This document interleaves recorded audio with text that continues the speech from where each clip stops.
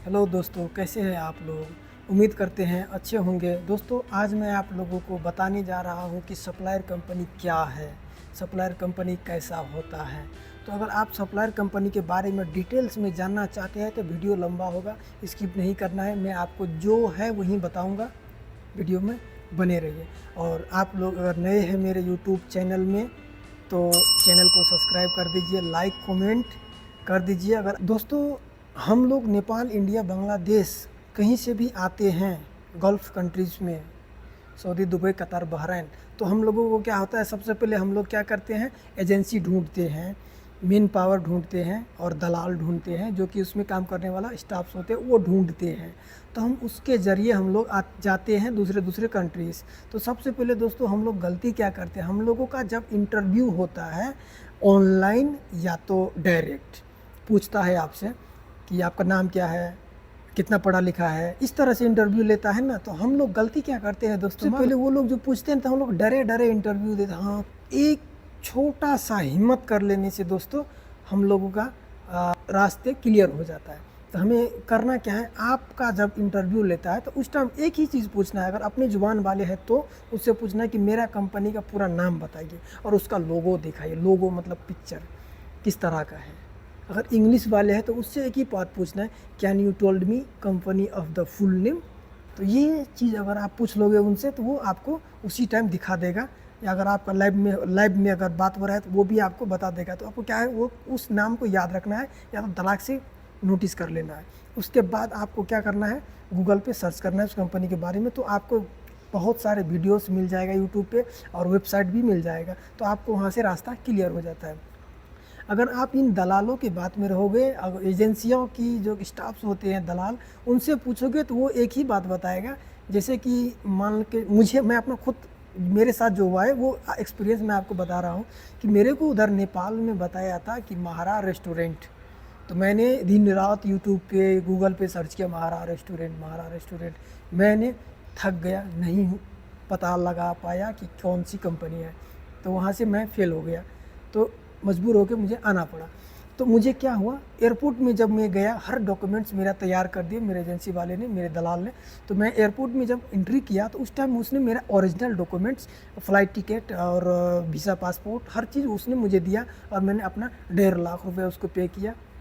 उसके बाद उसने सब प्रोसेस करके मेरे को हाथ में पेपर्स दिया, डॉक्यूमेंट्स। तो मैंने उसमें पढ़ा, यार यार इसमें तो महारा ह्यूमन रिसर्च सेंटर लिखा है। तो फिर महारा रेस्टोरेंट इसने क्यों मुझे बोला था।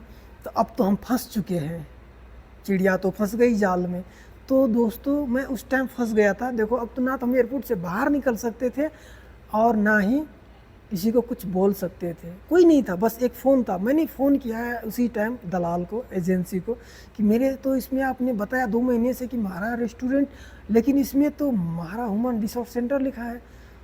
तो बोला कि नहीं नहीं नहीं, कोई बात नहीं, चले जाओ, कोई दिक्कत नहीं होगा। अगर कोई परेशानी होगी वहाँ पे सऊदी में तो हमें फ़ोन करना, मैं सेटल कर दूँगा।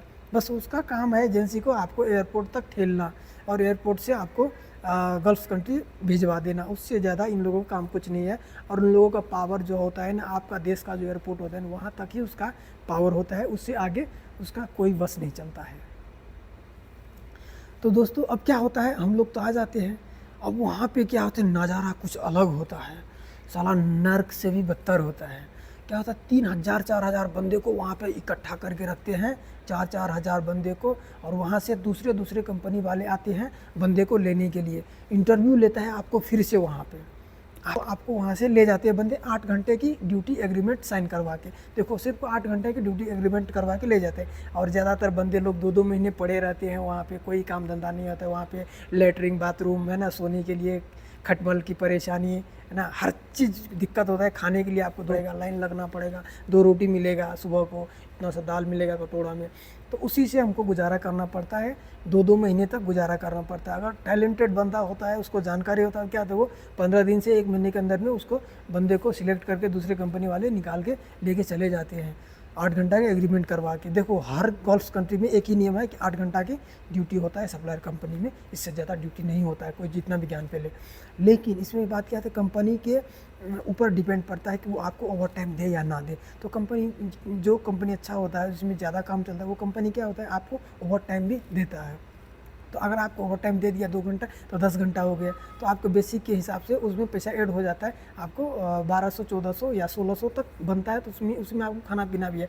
और कुछ कंपनियाँ इस तरह से भी होती है दोस्तों, आपको वहाँ से उठाते हैं, आपके सप्लायर कंपनी से आपको उठा लेते हैं। तो वहाँ से आपको क्या करता है, उस कंपनी के पास में रहने के लिए रूम नहीं है तो वो आपको पैसे देते हैं। तो ये लो 800 रियाल या 1000 रियाल महीने की देता है, अपना रूम ढूंढो, अपना रूम में रहो। तो वहाँ से क्या होता है दोस्तों, बंदे लोग अपना अपना रूम ढूंढ लेते हैं। और तो दोस्तों सप्लायर कंपनी में बहुत दिक्कत होती है, जिसका नसीब अच्छा नहीं होता है दोस्तों, वो सप्लायर में आके फंस जाते हैं। आप लोग सोशल मीडिया में देखे होंगे सप्लाई कंपनी के बारे में कि ज़्यादातर कमेंट्स आते हैं कि बेकार है, फंस जाओगे, मत जाओ। बात वो लोग गलत नहीं बोलते हैं, सही बोलते हैं। तो हम उम्मीद करते हैं आप लोग समझ चुके होंगे कि सप्लाई कंपनी क्या होता है। वीडियो अच्छा लगे तो लाइक कमेंट शेयर करना, ताकि मैं और हौसला मिले वीडियो बनाने के। तब तक के लिए गुड बाय।